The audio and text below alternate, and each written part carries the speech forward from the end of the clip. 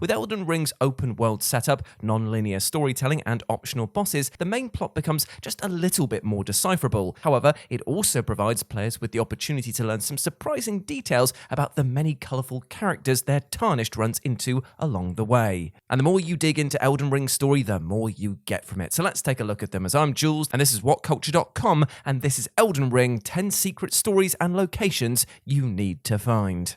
Number 10. The Merchants and the Frenzied Flame. Now, if you've ever wondered why your friendly neighbourhood merchants have bright yellow eyes, it's the same reason that some of the merchants use chants of the Frenzied Flame when fought, or play the same tune on their instruments that's heard above the Frenzied Flame prescription. In the lore of Elden Ring, in part revealed by the nomadic merchant's armour set, the merchants were once part of the Great Caravan. However, they were one day rounded up for heretical beliefs and buried alive underground. In chanting a curse of despair, they summoned the Flame of Frenzy. Accepting the Frenzied Flame as Tarnished and becoming Elden Lord achieves the Lord of the Frenzied Flame ending, where the player burns the world with chaos and destruction, including faithful steed Torrent. This causes loyal maiden Melina to swear revenge and deliver the Tarnished their destined death. All the merchants, when fought, have dialogue hinting at their connection to the Frenzied Flame. You can also find the mass grave of their caravan underground, many in the position your character dies in when inflicted by frenzy. It's a surprising revelation to know that the passive and helpful merchants have such a deep connection with a powerful and chaotic being. Number 9. Melania's Children. So Millicent is perhaps one of the most well-liked NPCs in Elden Ring, and has one of the most intriguing quest lines, one which, unsurprisingly, ends in tragedy, but reveals a lot about certain apparently undefeatable bosses. When the Tarnished first meets Millicent, she's being devoured from the inside by the Scarlet Rot, similar to Melania herself. After helping her on her quest, she reveals that she is of Melania's blood, though she's unaware if she's a sister, a daughter, or some offshoot. What's known is that she was found as a babe in the swamp by Gowry, and has multiple sisters who you can challenge to complete her questline. Given that Melania, the demigod she sprung from, blooms like a flower during her battle with Radahn, it's even possible she's akin to a seed or a spore that was born when Melania's scarlet Aeonia bloomed as well. Like Melania, Millicent and her sisters are capable of spreading rot. Also like Melania, she has a missing arm and can perform the waterfowl dance combat move. Completing Millicent's quest and learning her other secrets is a must for any player, as it's one of Elden Ring's best side quests, with one of the best, seemingly at first minor NPCs. Number 8. The Law of Regression. While many who frequent online discussions would have heard this fact already, it's still considered one of the most important secrets to learn within the lore of the game. The Law of Regression is an incantation which removes harmful status effects and illusory spells. When performed in front of the statue of Radagon outside of the Chapel of the Erdtree, it reveals that Radagon, the second Elden Lord, father of Ranni, Rykard, Radahn, Miquella, and Melina, and spouse to Marika, is in fact Marika herself. This raises many questions about the history of Elden Ring, much of which that we learn from the good old Turtle Pope here. Even from the earliest trailers of the game, we see both Radagon and Marika during the Elden Ring's shattering. Though their motives are not fully known, it's revealed that when Marika shattered the ring, Radagon attempted to repair it. The fact that they're the same person but have conflicting motives is interesting, especially given that they were once married to each other. Were they always the same? Were they separate but fused together? We just don't know, but finding this secret is one of the core discoveries tying many Elden Ring mysteries together, and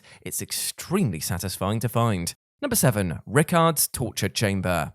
Praetor Rykard is an interesting figure in Elden Ring, as someone who's shown to be both surprisingly noble in ideology, yet horrifically inhumane in action. Demigod sibling to Ranni and Radahn, Rykard rebelled against the greater will, earning himself the title of Lord of Blasphemy. Despite this, he gained the loyalty of many great fighters going to war against the Golden Order. However, in his lust for power, he gave himself over to the god-devouring serpent and began gulping down warriors to make them family, leading to many of his loyal soldiers to denounce him and seek a weapon that could kill him. However, even before his time as a serpent, closer inspection of the volcano manor at Mount Gelmir shows that Rykard engaged in horrific tortures and experiments. He tortured nobles to extract information, possibly even as part of his duties as praetor, and performed experiments on the artificially created Albinauric people. It shows that even then he had few qualms when it came to achieving his goals, and finding this by discovering secret walls and passages and talking to noble ghosts is a valuable part of the Volcano Manor experience.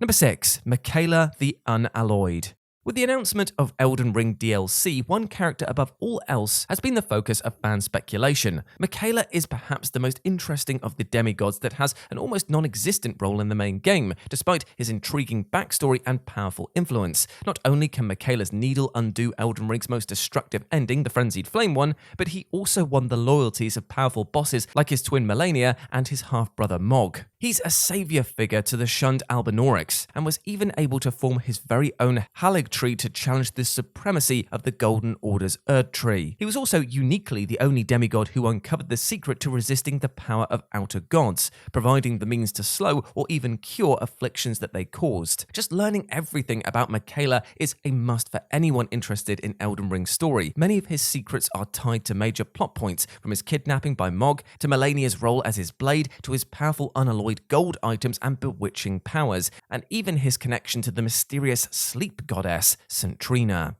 Number 5. Ranni's ultimate goal. It's fair to say that Ranni's quest is the most interconnected to all other questlines in Elden Ring. If you, as the player, choose to pursue her questline, you get arguably one of the happiest endings that this game can offer, though one filled with loss and tragedy along the way because, it's still a From Software game. But many players may not realise how this is a good ending, unless they know about the wider implications. Every other ending involves the influence of outer gods, from the Lord of the Frenzied Flame to even the Greater Will itself. These are all essentially powerful beings trying to take control of the lands between. However, in Ranni's case, she rejects the outer gods, especially the Greater Will. In ascending to godhood, she chooses to journey into the stars, leaving the lands between godless, allowing them to decide their own fate. Her ending means independence from corrupting influences and freedom for those left behind. It may not be perfect, because, let's face it, none of the endings are, but it's absolutely worth pursuing, especially because she's the only character you get to marry, and her quests get you the iconic greatsword that appears in many From Software games. Number 4. Radahn's horse, Leonard. So Radahn is a powerful figure in Elden Ring, just as iconic as his half-sister Melina. Now, many might not know just how powerful he is, however, but he earned himself the title of Star Scourge, and mastered gravity magic and was literally able to halt the stars in the sky. Radahn is seen as a noble figure, even if the player doesn't align with his faith to the Greater Will. But the reason he's a fan favourite regardless of allegiance, however, is the reason he learned his powerful gravity magic in the first place. He learned to control gravity just so he could keep riding his horse. Growing to massive proportions, Radahn realized that he was becoming too big to ride his faithful steed and learned an entire powerful magic speciality just so that he could keep him close. He still rides the horse into battle, and further data mining even reveals Radahn constantly protects his horse from danger, even in his rot-maddened state. It's also revealed that his horse is actually named Leonard or Leonard, the latter of which would make more sense because Radahn is much more of a beast-like character, and they share a single model. Radahn may be one of the best boss battles in this entire game, and knowing all of this makes it somehow even better. Number 3. The Omen Twins and their shackles. In order to defeat the Omen Twins, Morgott and Mog, one may make use of their shackles, which are items that immobilize them temporarily in battle. These can be especially useful given that both of these bosses are demigods and can be particularly challenging to take down. Another seemingly unintended side effect of these shackles are that you can use them to dispel nearby illusory walls, as well as trigger some dungeon traps, but it is important to note that Margott's shackle has a wider range than Mog's. From a lore perspective, finding these shackles reveal a lot about the sad history between the twins' childhood. Imprisoned in a subterranean shunning grounds, shackled by Golden Order magic, even though they were Marika's own children, it's a wonder that Morgott was still so loyal to the Greater Will, in contrast with Mog's full blood-soaked rebellion. It's unknown if they were imprisoned together, but Mog's shackle being soaked in blood gives an inkling as to how he escaped in the first place. Number 2. Melina's origins. So Melina is a mysterious figure in Elden Ring. She's one of the most helpful NPCs who gives the player their faithful spirit steed Torrent, and even offers to be the Tarnished Finger Maiden, sacrificing herself to allow the Tarnished into the Erd Tree. For all that she provides the Tarnished with aid, however, her origins are ultimately extremely mysterious. She speaks of a mother who gave birth to her at the foot of the Erd Tree, which possibly could have been Marika, given that Melina has an M in her name, which is specifically used for Marika's direct descendants.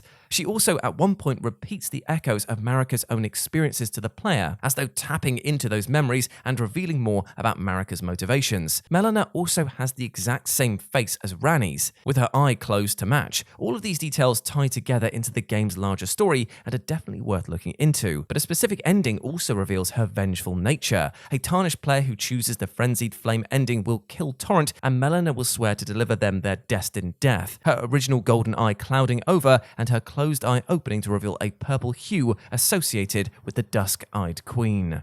And number 1, Marika's Hidden Rebellion.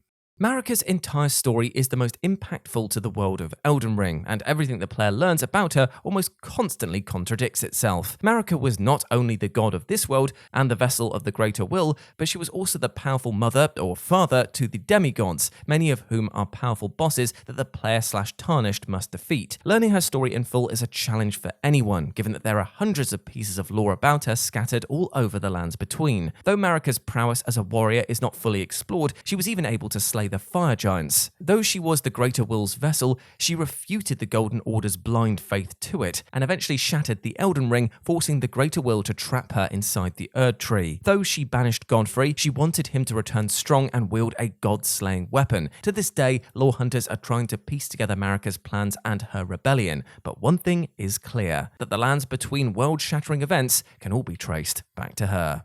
And there we go, my friends. That was Elden Ring, 10 secret stories and locations you need to find. I hope that you enjoyed that, and please let me know what you thought about it down in the comment section below. As always, I've been Jules. You can go follow me over on Twitter at RetroJ, but the O is a 0, or you can swing by Instagram, where it's the same handle, RetroJ, but the O is a 0. But before I go, I just want to say one thing. Hope you're treating yourself with love and respect, my friend, because you deserve all of the best things in life, and do not let anything or anyone else tell you otherwise, all right? You're a massive ledge, and I want you to go out there and smash it today. I believe in ya. As always, I've been Jules. You have been awesome. Never forget that, and I'll speak to you soon. Bye.